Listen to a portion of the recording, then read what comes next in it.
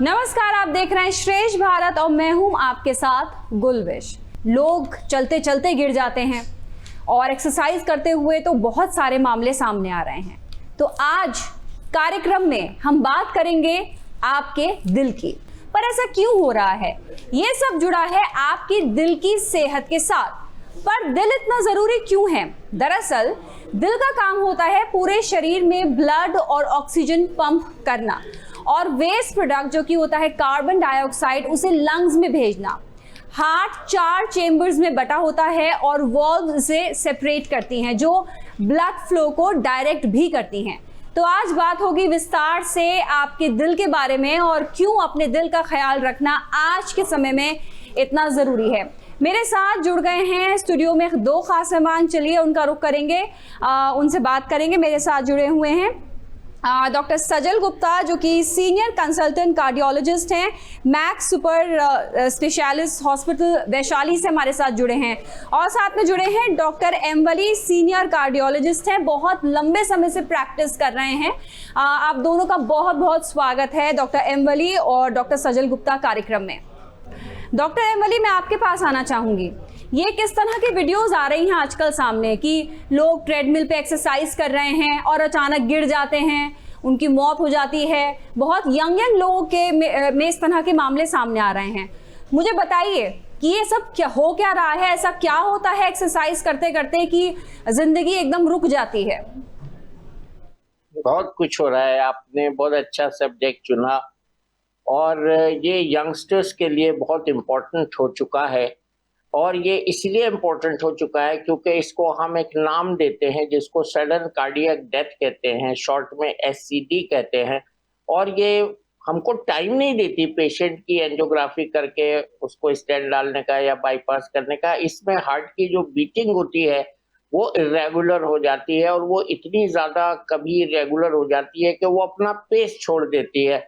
जो आप ये हार्ट दिखा रहे हैं बहुत सही दिखा रहे हैं, ये नॉर्मल बीटिंग हार्ट है। और यही अगर बहुत तेजी से बीट करने लगे, जिसको कहते हैं हाई बीट रेट हो जाए इसकी, और 200-250 की फ्रीक्वेंसी हो जाए, 400 की हो जाए, तो वो उसको हम कार्डियक एरिथमिया कहते हैं, वेंट्रिकुलर टैकीकार्डिया कहते हैं। और जब ये और भी ज्यादा तेज हो जाता है तो ये पंप नहीं कर पाता है ब्लड। आपने बिल्कुल ठीक कहा, ये ब्लड पंप नहीं कर पाता है, वो बीट इतनी शैलो हो जाती है तो वो उसमें पंप न करने से कार्डियक अरेस्ट उसको हम कहते हैं।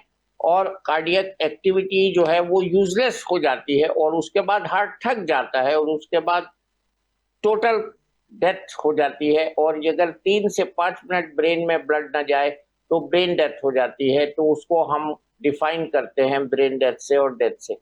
तो ये आजकल जो आपने दिखाया और यंग बच्चों में एक्सरसाइज के बाद, यंग एग्जीक्यूटिव्स में आपने दिखाया, इंश्योरेंस के एम्प्लॉय थे। इसके अलावा आपको सुना होगा और हमने देखा भी था, डांडिया करते समय बहुत से बच्चों की मौत हुई है।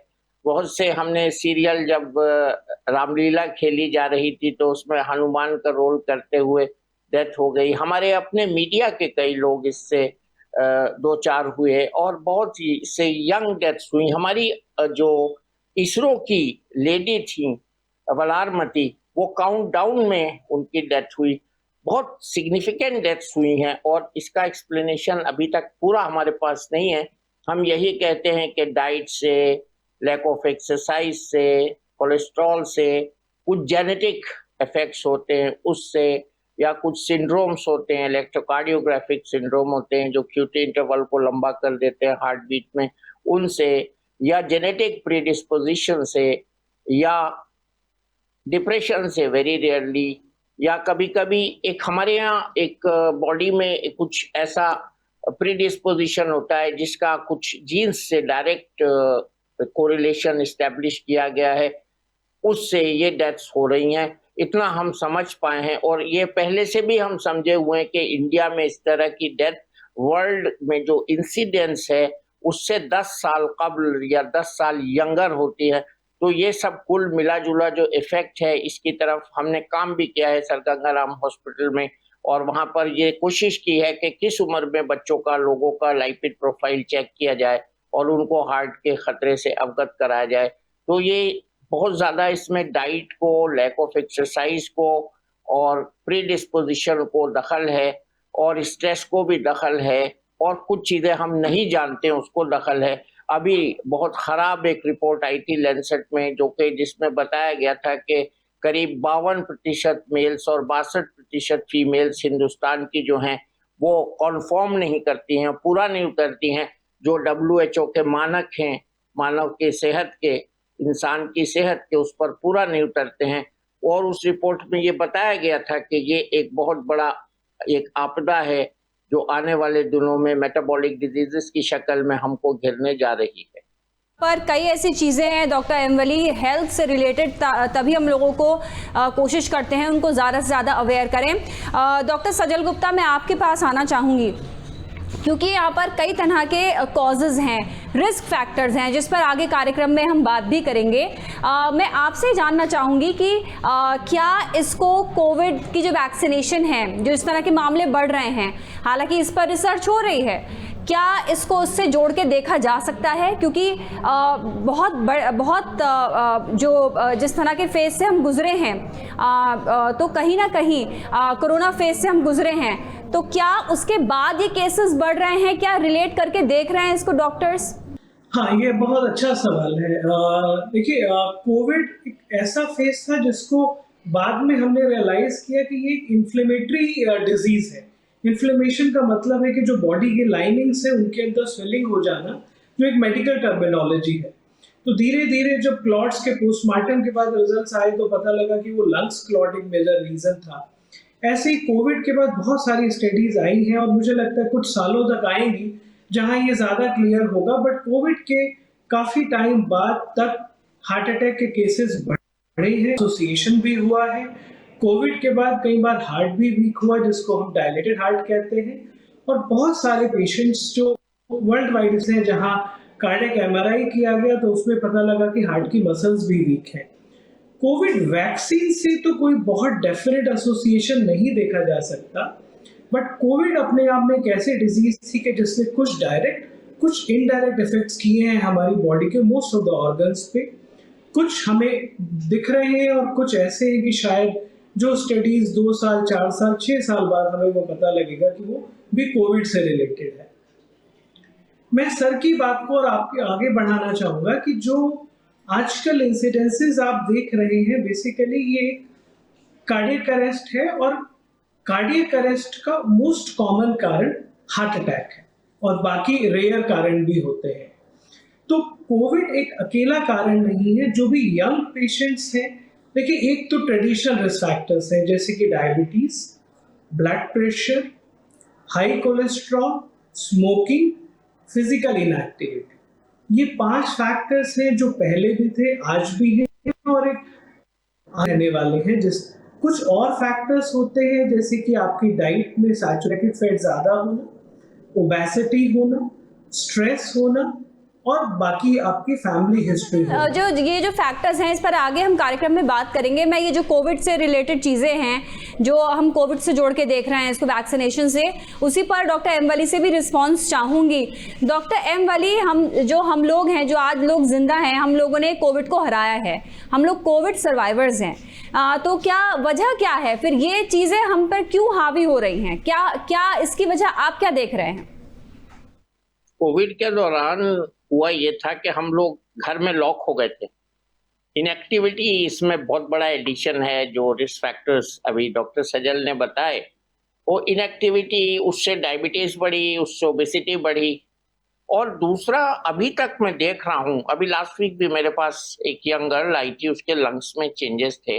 हम भूल भी गए हैं, अभी रिपोर्ट भी नहीं हो रहे हैं, वो पोस्ट कोविड चेंजेस थे। तो कोविड ने हमारे शरीर को खोखला कर दिया है। 200 के करीब इसके पोस्ट कोविड सिंड्रोम के सिम्टम्स पाए गए हैं और आगे भी हम रिसर्च कर रहे हैं जिसमें हम बात करते हैं ब्रेन फॉग की, थकान की, और कभी कभी घबराहट होने की, कुछ को डायबिटीज होने की, ब्लड प्रेशर बढ़ने की। तो ये चीजें हुई हैं, हो रही हैं और होती रहेंगी। और कोविड एक बहुत बड़ा दुश्मन था जो निकल गया। हम जो बच गए, डेथ्स बहुत हुई, हमने अपनों को खोया। लेकिन कोविड वैक्सीन के बारे में जो अच्छी बात है वो हमको यहाँ करनी चाहिए, वो ये कि हमारे स्वदेशी जो वैक्सीन 2 या 3, ज्यादातर लोगों को 2 लगे, कोविशील्ड और कोवैक्सीन। वो वैक्सीन mRNA की जो वैक्सीन अमेरिका में और ब्रिटेन में लगे हैं उनसे बहुत बेहतर हैं, थे और रहेंगे। उनके साइड इफेक्ट्स में मैं ये कहना चाहूंगा कि इस तरह के उस कोविड साइड इफेक्ट्स जो देखने को मिले हैं या सडन डेथ देखने को मिले हैं, वो उससे हम रिलेट नहीं करते हैं, अभी तक नहीं किया है। और इस पे भी रिसर्च जारी है कि कहीं ऐसा तो नहीं है, लेकिन अभी तक इसको कोई कोरिलेशन नहीं है। मैं यही कहूंगा कि हमारे दोनों वैक्सीन सेफ रहे हैं क्योंकि वो स्वदेशी थे। और mRNA वैक्सीन में ये भी हुआ था कि लोगों को दोबारा बूस्टर डोज की बहुत ज्यादा जरूरत पड़ी थी और अभी तक कहीं कहीं दिया जा रहा है। तो ये वैक्सीन का इसमें कोई ज्यादा बदनाम करने की जरूरत नहीं है। लेकिन आप बात कह रहे हैं ना, उससे कहीं ना कहीं लोगों को काफी सुकून होगा, क्योंकि जिन लोगों ने वैक्सीन लगाई है और इस तरह की खबरें आती हैं तो वो घबरा जाते हैं कि अब हमने, ऐसा तो नहीं है कि हमने उस टाइम वो जरूरी था तो हमने वो किया, लेकिन उसके साइड इफेक्ट से लोग डर जाते हैं। ये रियलिटी है डॉक्टर अनवली। ये उंगली अपनी तरफ कर रहा हूँ, मुझे कोविड भी हुआ, मैं 6 हफ्ते आईसीयू में भी रहा और मुझे कोविड वैक्सीन भी लेने पड़े और मैं जिंदा हूँ, तो और मेरे बच्चों ने भी लिए। तो ऐसा नहीं है, मैं सबूत के तौर पे 6 हफ्ते आईसीयू में रह के जिंदा बच के आया हूँ आप लोगों की दुआओं से। तो ये ऐसा नहीं है। कोविड में बहुत सी चीजें ऐसी हो रही थी, हमको पता ही नहीं था इलाज कैसे करना है, उसमें हमने बहुत लोगों को खो दिया। तो ये जो हुआ है कोविड में, ये बिल्कुल अनप्रेसिडेंटेड हुआ है कि कोविड के बारे में हमको कुछ पता ही नहीं था कि क्या करना है, कैसे इलाज करना है और कब तक करना है, कितना ऑक्सीजन देना है, किसको वेंटिलेटर पे रखना है। बहुत सी चीजें ऐसी हुई, फिर ऑक्सीजन गायब हो गई, खत्म हो गई, हमें ये पता ही नहीं चला कि इतनी ज्यादा ऑक्सीजन की जरूरत पड़ेगी। अब हम वेल इक्विप्ड हैं हर चीज में, तो वैक्सीन भी सेफ है। आगे आने वाले दिनों में भी अगर किसी को जरूरत पड़े तो उसके लिए भी मैं ये एडवांस में कह रहा हूँ, हमारे दोनों वैक्सीन सेफ। मैं अब जो हम क्योंकि हम यहाँ पे हार्ट की बात कर रहे हैं, डॉक्टर सजल मैं आपके पास आना चाहूँगी। अमूमन जो टीएमटी टेस्ट होता है, जो ये कहा जाता है हार्ट से रिलेटेड, हार्ट की हेल्थ देखने के लिए, इनफैक्ट जो इंश्योरेंस कंपनीज हैं वो भी ये टेस्ट ज़रूर करती हैं इंश्योरेंस देने से पहले। लेकिन कहा यह भी जा रहा है कि ये टेस्ट इतना सेफ नहीं होता क्योंकि आप अपने हार्ट पर जोर डाल रहे हो। तो इस टेस्ट के बारे में मैं चाहूँगी आप थोड़ा क्लियर करें लोगों को।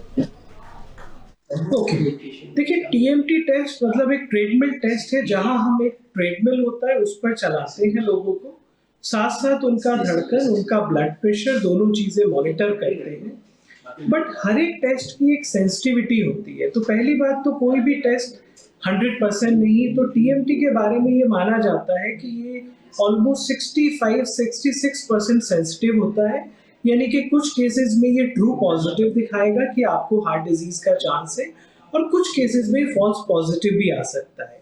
तो ये तो बात हो गई उसकी सेंसिटिविटी की। दूसरी चीज ये कि हार्ट पे जोर नहीं डाल रहा है। टीएमटी उन्हीं लोगों का किया जाता है जो कि रीजनेबली फिट कंसीडर होते हैं कि वो एक पर्टिकुलर प्लेटफॉर्म पर वॉक कर सकते हैं या उस पर रन कर सकते हैं, और उसके भी एक ग्रेडेड क्राइटेरियाज होते हैं जिसमें कि हम एक लिमिटेड टीएमटी करते हैं, यंग पेशेंट्स को हम पर्टिकुलर प्रोटोकॉल से चलाते हैं। तो एक प्रोटोकॉल्स होता है कि जहां हम स्टेप बाय स्टेप इसको 3 से 4 स्टेजेस पर ले जाते हैं। जब हम देखते हैं कि पेशेंट पर्सन ठीक से वॉक कर पा रहा है तो उसका थोड़ा इंक्लिनेशन इंक्रीज किया जाता है। एक प्रोटोकॉल होता है कि जहां पर हमें केवल उनका एक फंक्शनल असेसमेंट करना है और हमें बहुत हार्ट डिजीज के लिए नहीं सर्च करना, तो हम उनको एक 2-2 मिनट के प्रोटोकॉल पर ले जाके कंप्लीट कर लेते हैं। तो टेस्ट एक इवैल्यूएशन के लिए, बीमारी ढूंढने के लिए या एक फिटनेस को दिखाने के लिए, अगर आपको कहीं कोई ऑपरेशन या कोई प्रोसीजर होने जा रहा है तो अगर एक्सपर्ट के अंडर इवैल्यूएशन, अंडर ऑब्जर्वेशन है, आपका सेटअप अच्छा है, आपके टेक्नीशियंस अच्छे हैं, तो कोई ऐसा टेस्ट नहीं है कि हम इसके बारे में कोई डरे या कुछ नेगेटिव सोचे। ये स्टैंडर्ड टेस्ट है। बल्कि जो हम यंग लोग कर रहे हैं, ये तो एक बहुत इंपॉर्टेंट लेसन भी है कि अगर एक कोई पर्सन स्मोक कर रहा है और उसकी फैमिली में 50 इयर्स से कम या 40 इयर्स की एज में अगर उनके mother, father, first degree relatives को हार्ट अटैक या हार्ट की प्रॉब्लम्स हुई हैं, तो आपको आगे बढ़ के अपने, जैसे कोलेस्ट्रॉल डॉक्टर वली साहब ने कहा, ऐसे ही बेसिक ईसीजी, इको और टीएमटी करा लेना चाहिए। हो सकता है कि जो सडनली प्रॉब्लम होने वाली है उसको टाइमली हम डिटेक्ट कर पाए और उसको ठीक कर सकें। तो अंडर एक्सपर्ट सुपरविजन क्या कुछ इंडिकेशंस मिलती हैं आपको हार्ट में कुछ ऐसा या बॉडी में कुछ चेंज ऐसे मिलते हैं या कुछ ऐसे जो आप चाहेंगे लोगों को बताना कि उस पर नज़र रखें कि ये चेंजेस अगर आपको दिखें तो आपको सोचना चाहिए कि आपको कंसल्ट करना है डॉक्टर को? देखिए, अगर आप रेगुलर वॉक करते हैं और आप 1 किलोमीटर दूर जाते हैं और अब आपको उसी डिस्टेंस पे जाने में छाती में दर्द होने लगे, भारीपन होने लगे, आप सीढ़ियां थोड़ा सा चढ़ते हैं और आप उसी डिस्टेंस पे आने में सांस फूलने लगे, या अचानक से पसीने आ जाए, अचानक से घबराहट होने लगे, ये सारे वो सिम्टम्स हैं जो हमें टाइम दे रहे हैं कि ये प्रॉब्लम हार्ट रिलेटेड हो सकता है। कुछ और चीजें जैसे कई बार अचानक से वॉमिटिंग हो गई, वो यूजुअली एक मेजर प्रॉब्लम्स होती है, या वो एक पेट या और बाकी भी हो सकती है। बट 4 इंपॉर्टेंट चीजें, चेस्ट पेन, छाती में दर्द होना, डिस्निया यानी कि सांस फूलना, पैल्पिटेशंस यानी कि धड़कन तेज होना, और फेटीग यानी कि थकान होना, साथ में घबराहट या पसीना अनयूजुअली अगर ये हो रहे हैं या रूटीन एक्टिविटी में पहले नहीं थे अब हो रहे हैं, तो ये एक डेफिनेट वार्निंग सिग्नल्स है जहां हमें अवेयर हो जाना चाहिए। डॉक्टर वली, मैं आपके पास आना चाहूँगी। देखिए, हम ऐसे देश से हैं जहाँ पर तला हुआ खाना, मसाले खाना, ये हम लोग की डाइट में शामिल है। तो मैं चाहूँगी आप थोड़ा क्लियर करें कि जब हम बिल्कुल ऐसे ही नाश्ते में या शाम के वक्त हम पकौड़े ले रहे हैं, बाहर निकले समोसे खा लिए, ये कितना हेल्दी है? क्या आप कब तक आपकी बॉडी ये बर्दाश्त कर पाएगी? चेंजेस बताइए आप, जब हम ये जो खाते रहते हैं चीज़ें, उससे क्या होता है बॉडी में? मैं यही कहूंगा, वन वर्ड आंसर, गुलविश से पूछो 30 साल पहले और आज में 1 ग्राम भी वजन नहीं बढ़ाया इन्होंने। हाँ, ये है खाने की जो हमारी जो टेंडेंसी है ना, और खाने का तरीका है और पकाने का तरीका है, तीनों गलत है। और वो सब मान लिया, पहले से होता चला आ रहा है। अब जो हो रहा है वो बहुत ही गलत है। वो हो रहा है कि जब माँ बाप सुबह को सोकर उठते हैं तो बाहर किसी टेबल पे पिज़्ज़ा का खाली डिब्बा मिलता है, उसके साथ 2 बजे की रात की एक कटी हुई रसीद मिलती है जिसका पेमेंट बच्चे ने ऑनलाइन कर दिया होता है, और वो खाता है जब माँ बाप सोते होते हैं। वो जंक फूड हम उसको कहते हैं। जंक फूड का मतलब यह है कि सीधा हमारी कोरोनरी आर्टरी में उसमें से निकल के गंदा वाला कोलेस्ट्रॉल जाएगा और वो बच्चे को प्रोन करेगा बीमार होने के लिए और इस तरह से ट्रेडमिल पे गिरने के लिए, जो इससे आपने प्रोग्राम शुरू किया, और इससे ओबेसिटी बढ़ रही है। दूसरा कारण जो इसमें ऐड हो गया है हमारी मॉडर्न लाइफ स्टाइल में, वो स्ट्रेस ऐड हो गई है। स्ट्रेस जिस तरह से हम पले बढ़े, आप भी किसी हद तक पली बढ़ी, आजकल के बच्चे उस तरह से लाइफ को नहीं ले रहे और स्ट्रेसफुल सिचुएशन में आ रहे हैं। वो स्ट्रेस नुकसान कर रही है। हाइपर टेंशन भी हो रहा है ज़्यादा, जो बताया डॉक्टर सजल ने, और इसके अलावा कुछ भी नहीं है फिर भी हार्ट अटैक्स हो रहे हैं। एक इडियोपैथिक या विदाउट एनी कॉज भी हार्ट अटैक हो रहे हैं। तो हम कारण ढूंढते ढूंढते खो जाते हैं और एग्जैक्ट कारण नहीं पकड़ पाते हैं। और ये जो नई चीज हुई है सडन कार्डियक डेथ, ये बहुत बड़ी तादाद में हो रही है। सबसे आपने ये पॉइंट बहुत अच्छा उठाया है कि खाने की वजह से और गलत खाने की वजह से हमारे यहाँ ज्यादा हार्ट अटैक हो रहे हैं। जो खाना बैलेंस डाइट भी नहीं है, जो खाना हेल्दी डाइट भी नहीं है, जो हम एक्स्ट्रा कैलोरीज खा रहे हैं जिसका आपने जिक्र किया, वो सब नुकसानदेह है। और माँ बाप की सुपरविजन में बच्चों का खाना, माँ के हाथ का खाना, इवन बचपन से ही बच्चे बाहर के खाने की आदत डाल रहे हैं, ये बहुत गलत है। और उसमें शुगर टॉक्सिसिटी जो हो रही है वो बहुत ज्यादा हो रही है। मीठी चीजें या जो कोल्ड ड्रिंक है, सॉफ्ट ड्रिंक है, मैं थोड़ा सा अल्कोहल को भी यहाँ लाना चाहूंगा, और अल्कोहल की आमेजिश हो रही है, उसके साथ स्मोकिंग और कुछ हद तक ड्रग्स, ये सब मिला जुला एक जो बड़े लोगों का और बड़े शहरों का एक माहौल बना है, ये बहुत तकलीफदेह है आने वाले दिनों के लिए।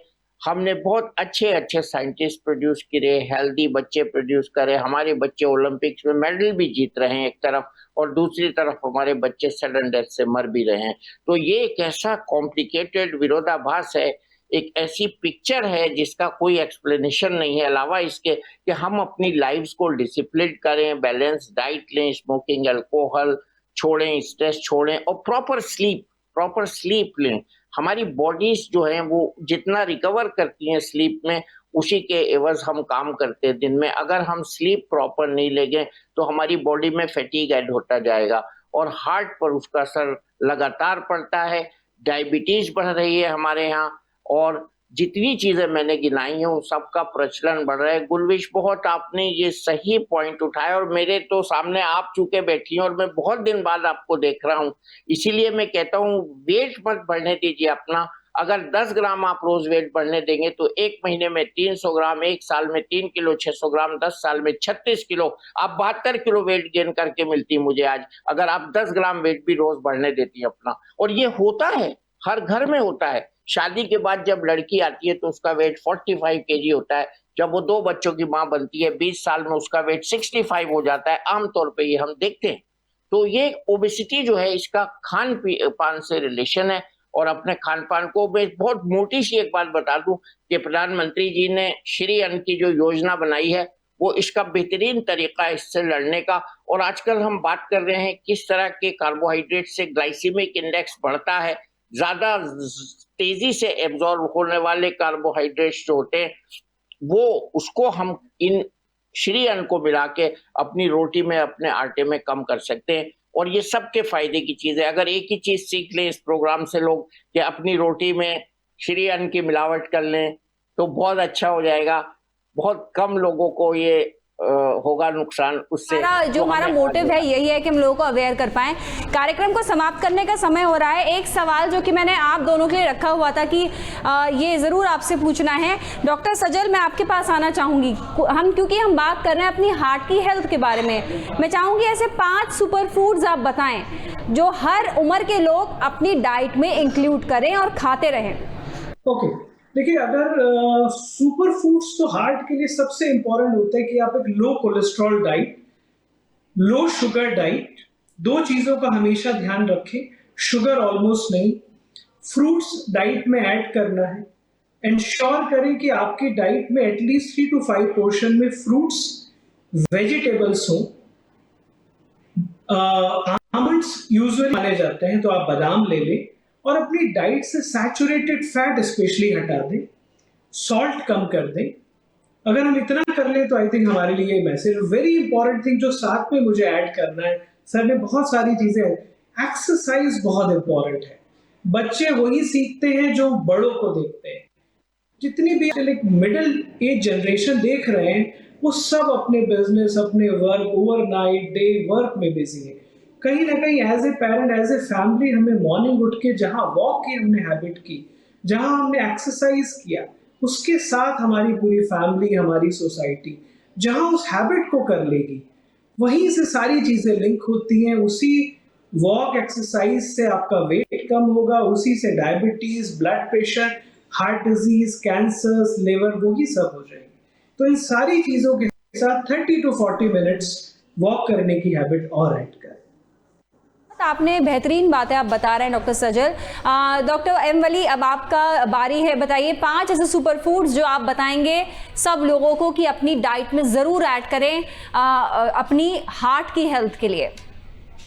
देखिए, मैं तो 2 चीजें पहले बताऊंगा। सुपर फूड तो हर वो सुपर फूड है जिसमें कोलेस्ट्रॉल कम है, शुगर कम है और हमारे लिए एक बैलेंस डाइट है। बट 3 वाइट्स जो मैं बताता हूँ, सॉल्ट, मैदा और शुगर, वाइट, तीनों वाइट से बचें।